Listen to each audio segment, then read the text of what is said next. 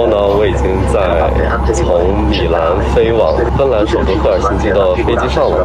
那么接下来呢，我将会去芬兰的赫尔辛基，然后以及北极村，对，它就是在北极，罗瓦涅米。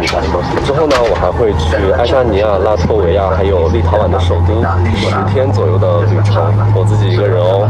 那我们芬兰见。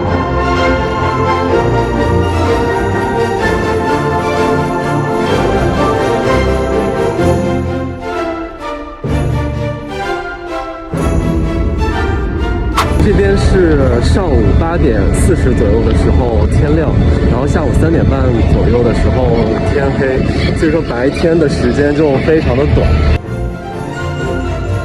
我现在把衣服给脱了，我发现他们这边室内好热呀。我问我在赫尔辛基的同学，他们说芬兰这边的治安非常的好，就你完全不用怕被偷，就跟南欧形成了非常鲜明的对比。还在零零散散的下雪，我不知道大家能不能看得出来，真的很美哦。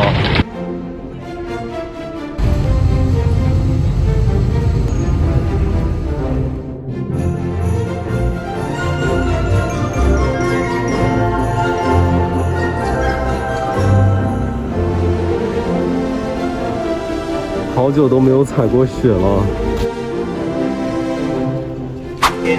这边的圣诞氛围好浓啊！哇，而且这边店开的好晚，现在已经10点多了。我以为像北欧就更是那种大家就早早的入睡了。这个就是我今天要住的地方。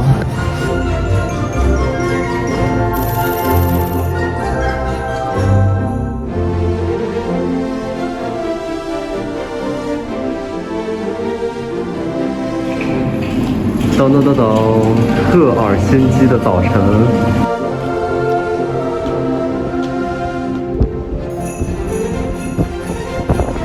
大家有听到呼呼的风声吗？这边风好大，而且真的好爽！哇，这是我在欧洲看到的第一场雪，这种感觉真的好美啊！而且这边的圣诞氛围很浓厚。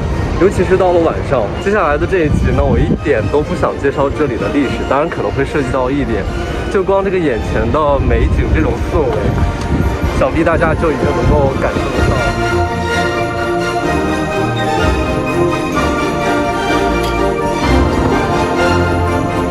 因为我来赫尔辛基第一天，实在不知道早上吃什么，然后我就来了麦当劳。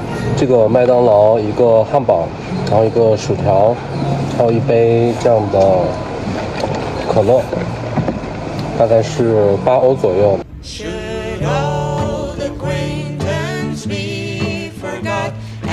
这个路面说实话还是很滑的，这次我来我还特意买了一个很厚的这种鞋子。这边的大街小巷给人的感觉就是那种冰清玉洁的感觉。说实话呢，这边有一点不太好的是，因为气温太低了嘛，所以我现在手上拿着的这个摄像机，然后包括我的手机，就它的电量消耗的非常的快，就唰一下的感觉。前边的这个建筑就是赫尔辛基美术馆。大家看我的后面就是赫尔辛基美术馆的大门，是不是太过于平平无奇了？这个门也太小了。哎呀，进来了。这个怎么看着像是一个商场啊？怎么不像是美术馆呢？哎，大家看我后面，我进来之后就是这个样子。哎，这怎么进啊？还有Helsinki Art Museum， 我们已经进来了。大家看我后面这个牌子，给大家看一下这个美术博物馆。一进门，这怎么看怎么不像美术馆啊？他不会告诉我赫尔辛基美术馆就是一个电影院吧？大家可以看一下，这是今天一天上映的电影的数量。哇，这边每一天上映的电影数量好多哦，是有动画片、爱情片。然后科幻片、恐怖片看到了吗？每一天上映的电影种类好丰富啊！各位，我进来了。赫尔辛基美术馆的票价是10欧元。对，那接下来呢，我们来看一看赫尔辛基美术馆里面有什么。因为在学美术史的时候，很少会涉及到像芬兰的艺术。发现看我身后的这两幅有点像是墙上壁画的感觉的这样的绘画，它原来呢是1947年开业的赫尔辛基市政厅的职工餐厅的两组墙壁上的绘画。大家看我后面这个就是它原来的样子，就是市政厅员工餐厅。对，然后这个灯呢现在也被挂到了这里。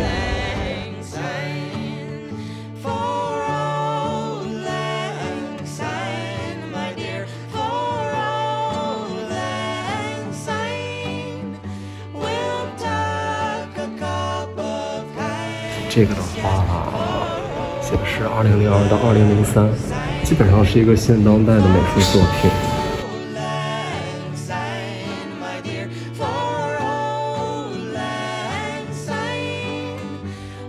我觉得这个主题可能就是性别、人类这样的一个主题，因为你看它的绘画全部都是这种裸体的，而且你看就是男性和女性这种性特征的一个结合。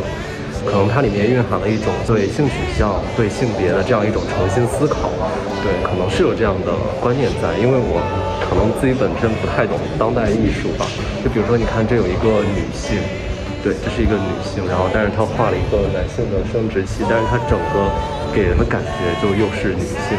你们觉得艺术家想要表达什么呢？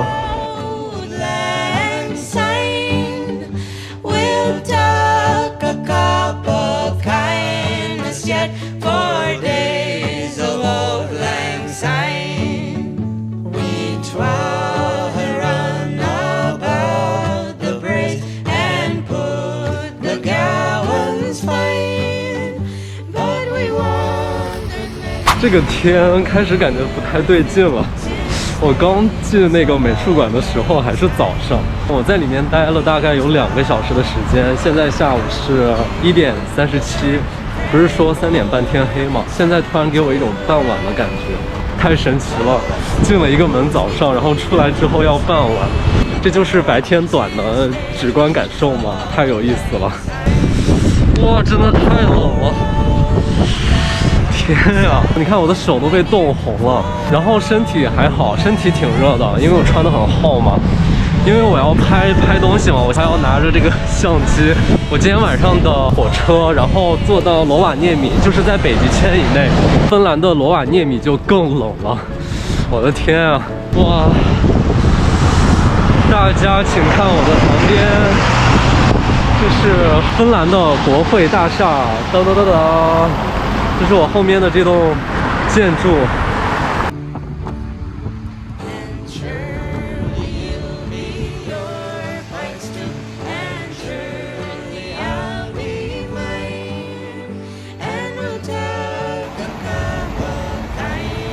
哇，大家看我发现了什么？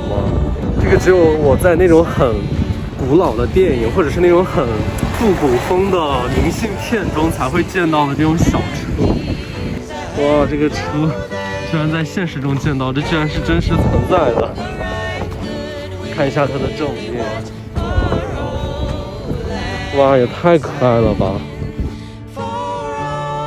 现在是下午的2点14，然后刚才看到非常多的小学生和中学生，现在应该是他们的放学时间，应该和意大利是一样的。意大利也是差不多下午2点的时候就放学了。大家看到那个圆顶了吗？就是圣殿广场教堂，它是一个非常现代化的教堂。然后它旁边有一个儿童乐园一样的东西，好可爱。然后前面有一个被废弃掉的小车，就可能玩完了直接放在这儿也不怕丢吧。然后你看前边还有什么小卡车、玩具之类的。就是我刚才当着很多人的面吧唧摔了一跤，很重的摔了一跤，太滑了。而且我这个鞋已经买的是防滑的了啊！就这种很冷的天，而且我没有戴手套，然后刚才手直接就摁在了地上，很疼很疼啊！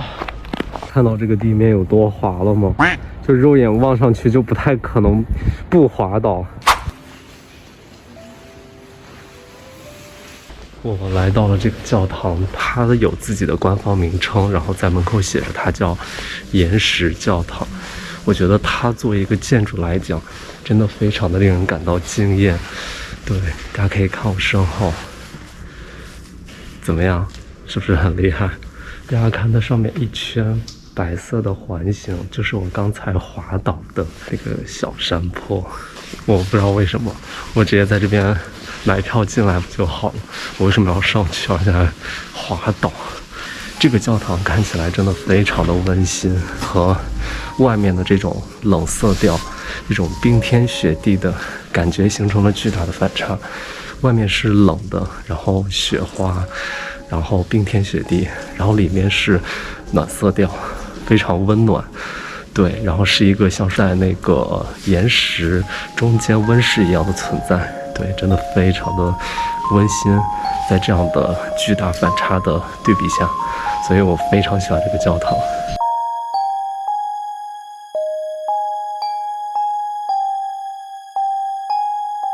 好了，我出来了。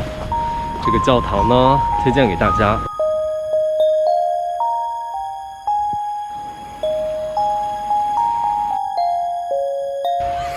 这边好多小朋友放学之后就在这里玩雪、踢球。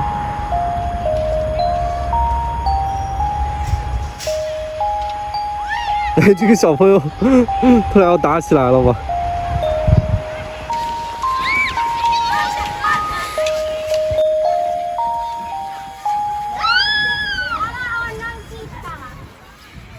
笑死我了！这原来是一个幼儿园。大家看到了，我说怎么会有这么多小孩？大门明明是开着的嘛，然后他用一个很低矮的铁栅栏围起来，然后我就想着这应该是一个 public garden， 但是我进去之后发现，就是越来越觉得不对劲了。结果我看到很多穿着那个制服的人，就应该是那个幼儿园的老师。我问他这里是不是不被允许进来，然后我说我是看着大门开着不小心进来的。他说啊，没关系没关系，因为他看我在拿着相机或在拍照嘛。然后他说没关系，你可以拍一点照片，然后可以拍视频，然后可以跟他们一起玩，他说没有关系的。然后他说好吧，祝你有开心的一天。哇，真的就是对芬兰的印象又增加了那么一点。我现在已经来到了西贝柳斯公园里面，现在已经是下午的3点40左右。我现场在的这个位置，我已经感受到天已经马上要黑了，但是我现在看我这个视频里面好像还是很亮，可能是因为雪地反射的原因。